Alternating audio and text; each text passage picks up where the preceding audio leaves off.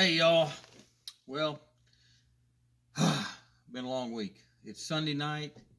Working on getting episode 2 out. I'm excited about it. I thank you for watching. The Browns and the Steelers are playing. I'm not watching it because I'm doing this. Sitting here in a 72 Ford LTD. You guys will see some videos on this. As you notice, there's no dash in it right now because we got it out working on it. There'll be a lot of videos coming down the road on that. We got the nice seat cover on here and all that kind of stuff. It's pretty comfortable. You know, these are big cars. You could sleep in here. I know you can because I remember we had a 73 Impala. My dad drove Impalas. We had a 65, a 69, a 73. Then he changed over to a Capri because they had fender skirts on the back. But me and my two brothers would be in that back seat. My brother would be laid out on the back seat, and me and my little brother would each be in the floorboard with a pillow sleeping. So, and I drink water from a garden hose, and I survived. That's a fact right there. So, anyway, got my notes too. So, a little bit about this episode, real quick. It's not glamorous. You know, you watch a lot of these shows on TV where they totally in a 30 or 60-minute segment, they totally rebuild a car from top to bottom and, invest $60,000. Well, don't have $60,000, and I don't have the time to do that anyway. But there's a lot of elbow grease in this situation with this Galaxie. I've hand cleaned every part myself. Tried to save money at every corner I could, keeping in mind, I know you're tired of hearing it, but the goal is just to get this engine running to see what I got, and we'll go from there. What you're going to see in the videos that are coming, these are actually some videos I did late summer, early fall, just now getting where I can get all these put together and get them out in a video. But gosh, what are we doing? We're going over lifters. Ford 302 1968, you had a Type 1, Type 2 lifter. Going to show you a little bit about how to get them lifters out. Don't use vice grips. Don't use channel locks. You got to use a little finesse. We're going to look at taking those lifters apart. As long as they're in good shape, they're not scored or have any kind of concave on the bottom. We're going to reuse those. Take them apart, clean them up, put them back together, get them installed, get the heads installed. At the end of this video, we'll pretty much be ready to get the intake and the carb on and get this thing fired up. But we'll be talking about that in the next video next week, okay? Y'all have a great night, and please be blessed. Have a good evening. Thanks. Bye. Okay, so did a little research on these lifters. Obviously, stabbing my finger with a little pick was not a good option. Channel locks just didn't seem right, but I went ahead and did it anyway. It didn't work well. But let me show you a little trick. Look, I saw all kinds of things. There's actually a tool. Well, you can take the lifter apart, and there's a tool that goes down inside of it and expands, and you can knock it out. You're destroying the lifter. People have the cams out. They're pushing them, putting a PVC pipe in there that's cut out, put it where the cam goes, and they just knock them out the bottom.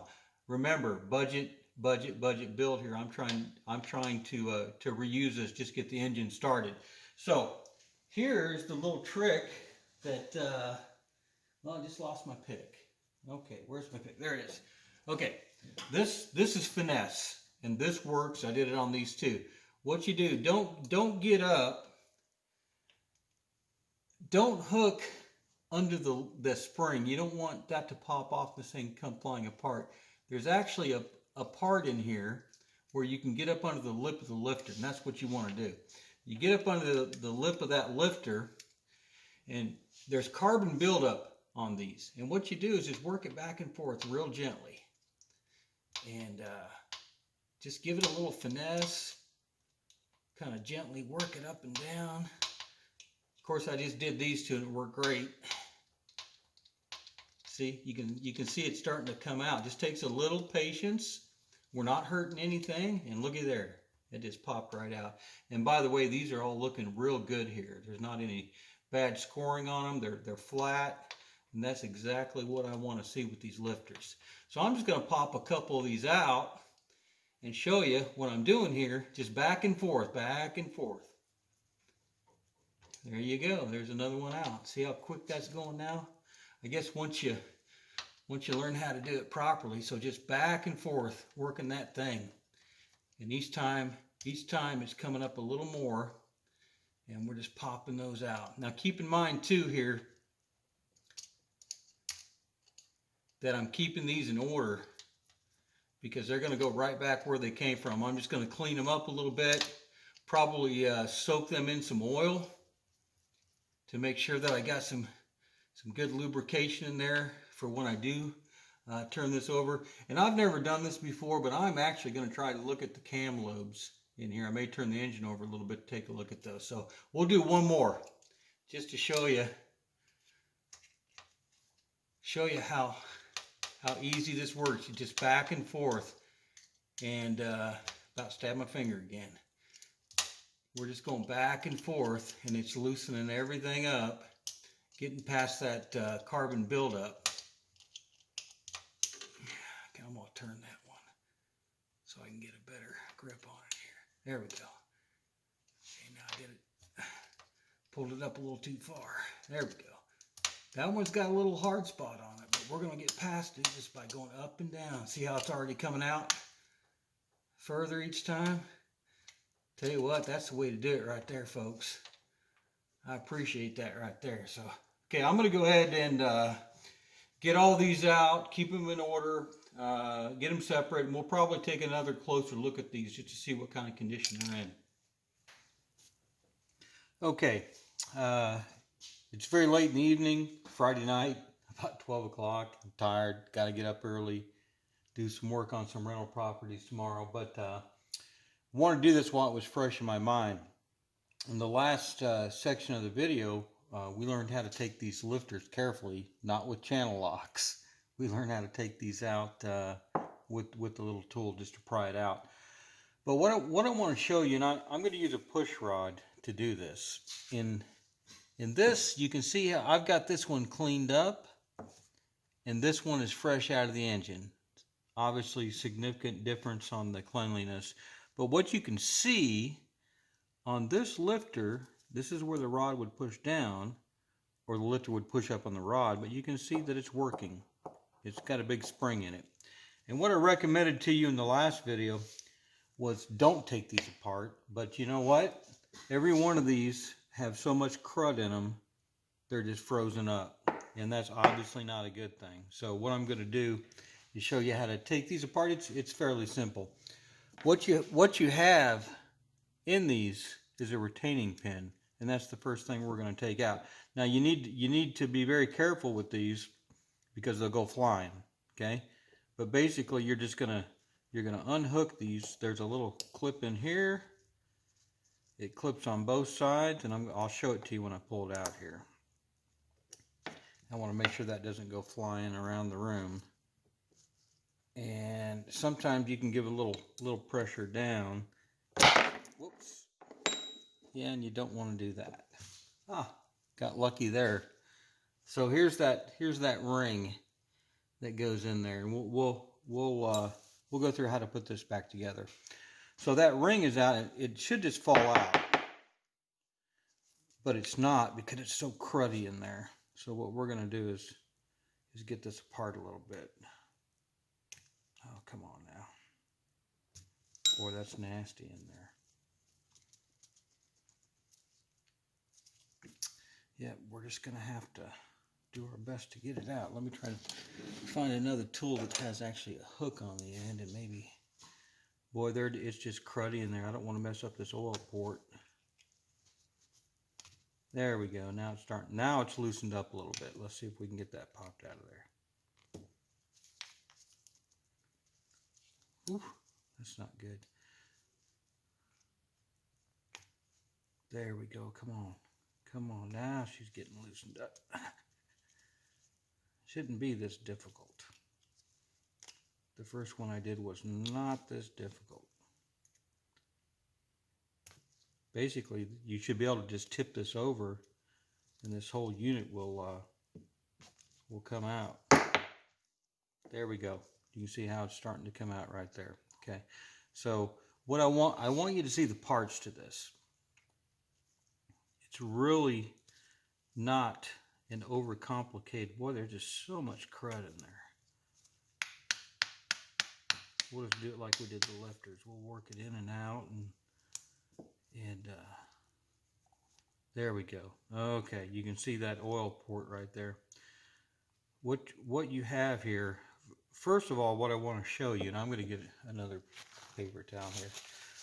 The oil in this engine looked very clean, but you can see from the oil that's in the lifters, that's just crud. And there's just a bunch of crud in there, and we don't want anything to do with that. So anyway, so what I'm going to do now is I'm going to clean this out. I want to finish disassembling it actually first. This little spring will come off the end, right like that. Now the other part that'll get a little scary, this piece here will pop out. And there we go, pop out. And I forget the name of this little, I don't know if it's a pressure plate or it's got ports in it that allow the pressure to come through. And if you drop this and you forget which way it goes in, you can see that there's a little wear mark on the bottom, which equates to the top of this. So those would go together like that. So what I'm going to do real quick is I'm going to go ahead and I just use a little carb cleaner. I'm going to clean this out real quick, and then we'll get back together and put it back together. Okay, I've got all these parts clean now. Now I wanted to kind of lay these out in the order that it's going to go back together.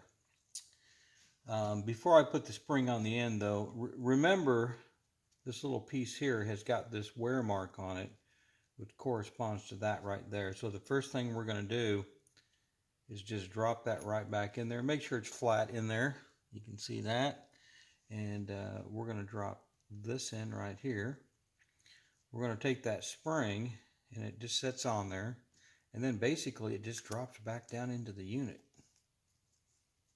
There you go. See, that's what you want to see. That's what we weren't seeing earlier. Now, the trick here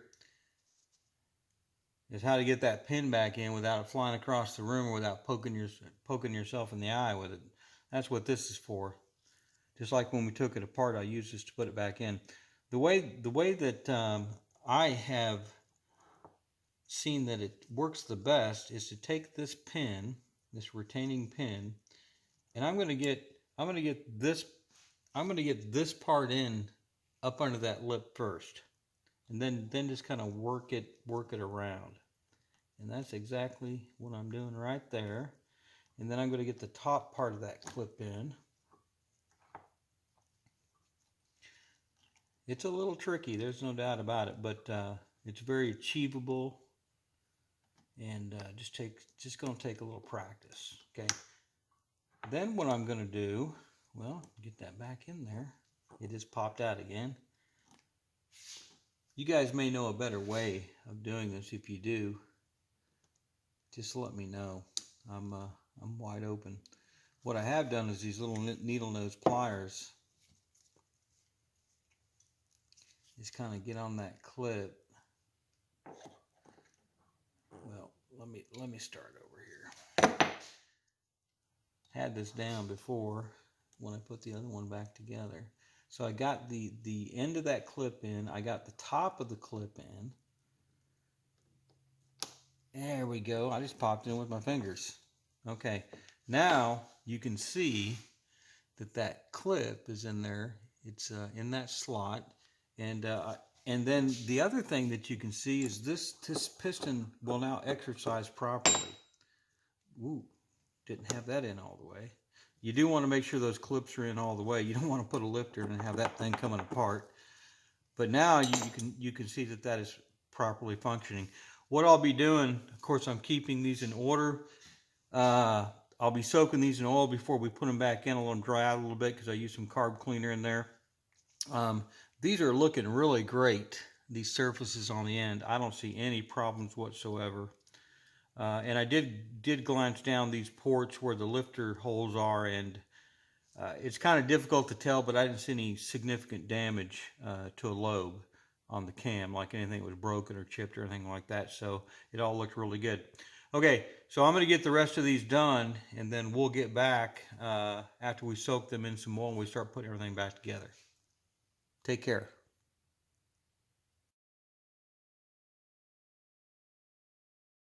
Okay, everybody, I wanted to just take a quick minute. I'd mentioned this in a previous video, talk about some of the rust that's on this vehicle. And I just want to take a quick minute and let you see what the pans and the trunk look like. So we'll go ahead and get over here. Okay, so like I said in the previous video, I've got pretty much everything gutted in here. That includes the headliner. All that's got to come out, and we got to figure out something with that. Keeping in mind, this is going to be a rat rod. So floors look pretty good in here on the driver's side. Looks like there's a little bit, probably where a heater core rusted in there. I'm going to get in there and clean that up, but everything else looks pretty good here. Now, when we get to the back, we got a different story. We've got a little bit of investigation to do right there. We might have to do some patchwork. We've definitely got a hole you can see right there that we've got to take care of that. And of course, you can see into the trunk here. So, now looking at the outside, we've already talked about the patina. It's going to clean up real nice here, just like I did this front bumper. That's what all this is going to look like when it gets done. I'm going to keep that patina. But what I want you to see here is in the trunk. And it's pretty bad in here. Doesn't look too bad over here, but it's pretty thin. When we get over here on the passenger side in the trunk, let's see if we can get that to focus. There you go. We're definitely going to have a trunk pan or something in here. Keeping in mind that the goal is to put a fuel cell in here, okay? So we definitely got some work there down the road. Wanted to show you this side of the vehicle as well. It's kind of hard to see with all the junk I've got in here, but this body is straight. And the only other areas on this vehicle where I'm going to have to do some work, there's a spot here that's going to require a little bit of work just to get that cleaned up so it doesn't get worse. And there's also a little bit of damage here along the bottom of this back window that I want to get cleaned up so it doesn't get any worse. But that's down the road. Also, I want to show you the tag. This thing was last tagged in Oklahoma in 1991. It's the year 2000. So this thing, not counting the year it's been sitting here, it's been sitting almost 18, 19 years. Okay? And I think that'll wrap it up for this. I just wanted to show you what kind of rust situations that we were going to have to deal with. I wanted everybody to see these heads before we get them put on. Number one, to see what I've done here. Number two, it's just cool. So I want y'all to see these stamps here. This is a 68302. It's got the C80E head. It's got the J on it as well. Couldn't tell you what the 31 means right here. So anyway, so most of these are the original valves. Had to replace one or two because they were mushroomed on top, or one of them was actually just slightly bent. So I went ahead and replaced it. They're fairly cheap. I think Mellon sells them. You can get them at AutoZone for like, I don't know, it was like $8 a piece. Remember, the goal here is not to spend a lot of money. We're just trying to get this engine running. So I did want to share this with you though. I picked up this, let that get focused there. Not very good at this. Anyway, it's Permatex. It's water. It's valve grinding compound. I use that on the valves. There's plenty of videos out there on YouTube to show you how to hand lap those. A lot of people do use a drill and a piece of fuel line. Do it from the other side and work it in and out and grind it. You just got to be real careful with that. But one thing, you know, I wanted to point out, some of the research that I've done is how well that these seats look. These valves are sticking out. They're pretty proud. That was assembly lube I had dripping down there. But it looks pretty good. So I wanted y'all to see the bottom of this, because very rarely do you get to see the bottom before I put this back on. Okay, now we're looking at the same exact head, but it's just setting up right. A couple things to note here. We've got the 2 valve, which is correct. We've got the 302 head. This is all 100% stock. So a little bit about putting this head on. First of all, we're going to have to clean all the surfaces. We got to clean the surfaces on the block to make sure it's clean. We'll just use some carb cleaner, some brake cleaner on that. Then we've got to clean the surfaces on the back of this. Then, I know I'm moving around a lot, then we get to the head gasket. You notice the way I have this oriented here, if you look at the head, right here, you'll see water passages in the front and you'll see water passages in the back. On the head gasket, you'll see no passages in the front, you'll see passages in the back. This is the way you want this to go on. A lot of the head gaskets you get will say front or back, up or down. This one doesn't say anything. And I just want to point that out. What that does is blocks off the water flow right there and makes sure you get coolant and cooling in the back of the head and the back of the block there. So that's why that's like that. So now back to the head. Head bolts. I know I'm supposed to be using new head bolts, but I'm not going to say it again. We're just trying to get this engine running. So you've got the short head bolts, you've got the long head bolts right here. Okay, I've cleaned these up. I will be reusing them, and I do use a little bit of this high temp thread sealant on the bottom of that, and we'll go through that. I just wanted to kind of give everybody a heads up, get the tools ready, what we're doing.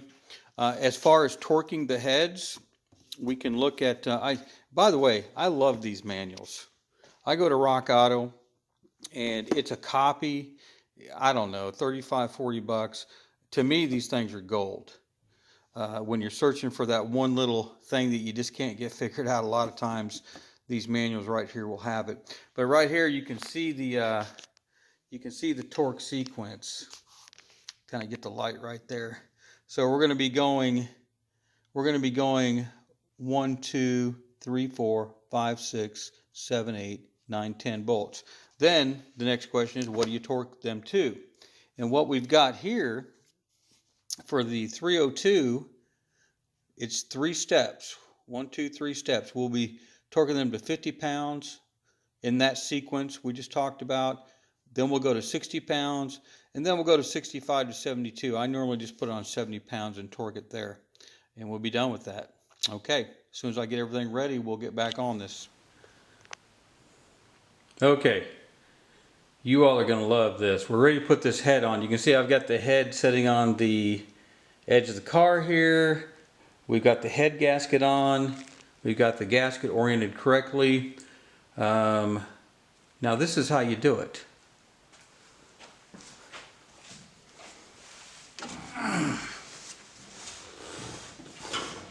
All right, here we go. I hope y'all can see this. Sometimes, especially when you're by yourself, you got to do what you got to do. And that's exactly what I do. So anyway, the good thing about these older vehicles is there's room to get down in here. So what we want to do is get this head on. This head weighs a ton. You see you've got your dowel pins here, your guides. You've got guides on the bottom of the head. That's where you want to set, that's where you want to match up. Okay, we've got everything ready here. We're going to go ahead and get this head set in position. These suckers are heavy. There's a lot to be said about aluminum heads, but that's not happening right now. So, I get these dowels lined up. Right where I want. There we go. Okay, that is sitting on the engine.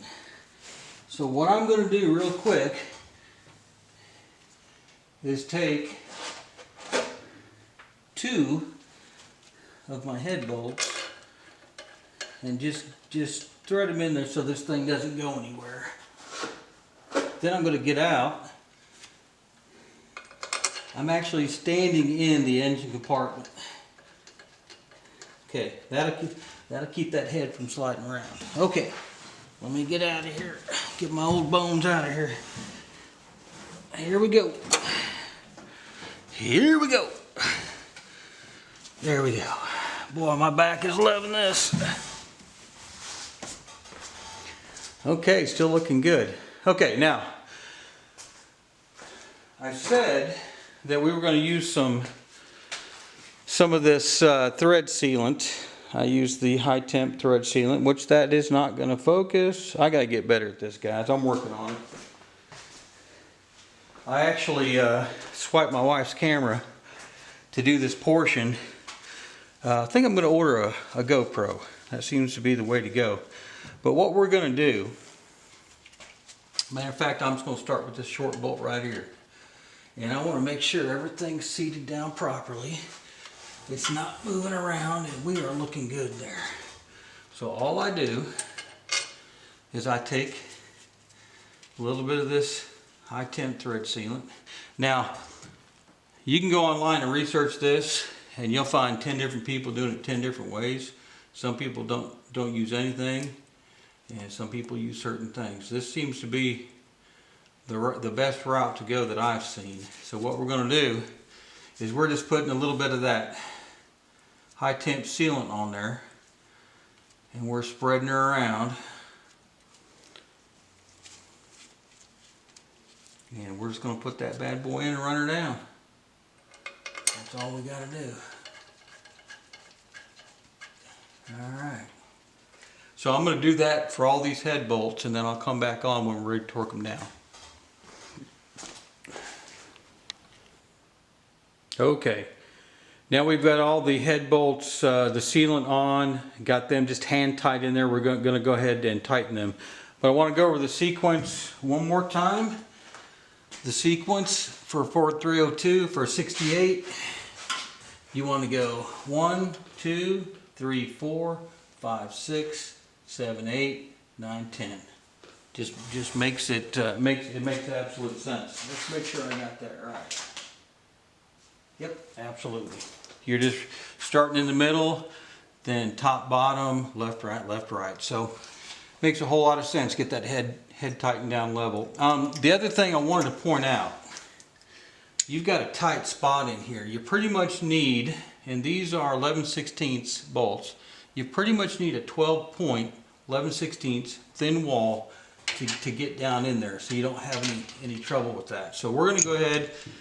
I've got the torque wrench set at 50 pounds. I'm going to go ahead and torque all these to 50 pounds first. It gets tight in here, there's no doubt about it. So number one, bolt number one, we're going to torque that to 50 pounds.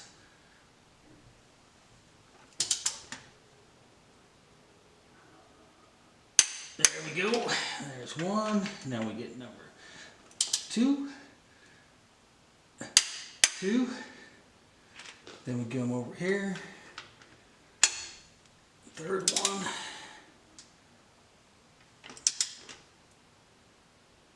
There we go. Fourth one.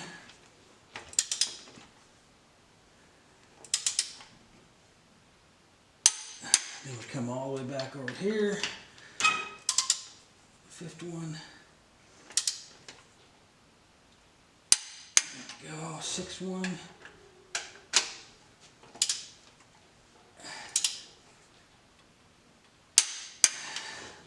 Back over here. Seventh one.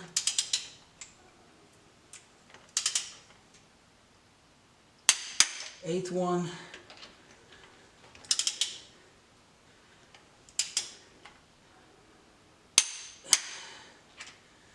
Ninth one. Boy, it's gonna be tight.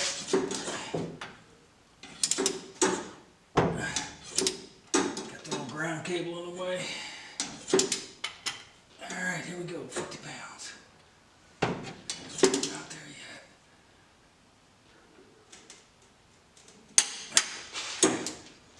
Then I'll get that last one. I'm going to stop now. So we'll do 50, we'll do 60, then we'll do 70 pounds, and we'll be done with that. Then we'll get ready to start reassembling these rocker arms, get the rods in. Okay. Rods, rocker valves, talk a little bit about these lifters. I did another video on these.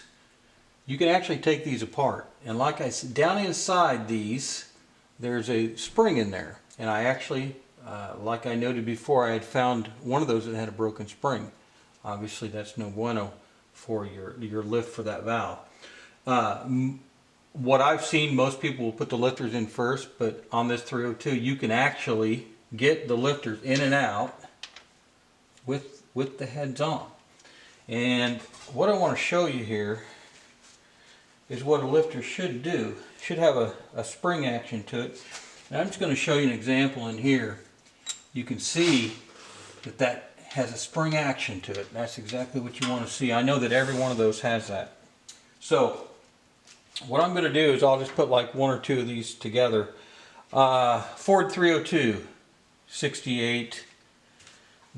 Not the firing order, but the piston numbers, left bank, 1, 2, 3, 4, 5, 6, 7, 8. On this side, you have your exhaust in the front, so it's exhaust, intake. Just the opposite on this side. You got the spark plug in the front, the exhaust is second, so you got intake, exhaust, and so on. So what I do to put these together, I've used quite a bit of this assembly lube just to make sure that I don't have any issues. I don't want any issues anywhere. Cranking this thing up, it's got enough problems. Done a lot of work on this, especially on the front end and the top end, and I want to make sure everything is the way it needs to be. So, okay, there we go. So we're just set this right in the guide. It goes in there. You take your rocker arm. It's pretty obvious which way it goes. You have this washer. You can see that it's beveled. It's beveled on one edge here. That goes down. And then you have your retaining nut, which goes on here. Now, we're not setting the valve lash right now. So basically, I'm just running these down to where they're flush with the top of the bolt head. Just to keep everything from moving around. So I'll go ahead and do one more. That was the exhaust on the number 5. And now we're going to do the intake, which is done exactly the same way. We've got some assembly lube I put on here, and I slide that bad boy right down in there. We'll take this rocker arm, set it on here. You can tell where this is where the valve goes, this is where the rod goes. Pretty obvious. What I didn't do on that first one, which I'll back up and do, I do put a little assembly lube on this right here. Oh, looks like I'm being interrupted. So anyway, little assembly lube on that. Put it in. Put that bolt and just get it down. Okay, so I'm going to get all these done, and then we'll be ready to move forward to putting the intake back on.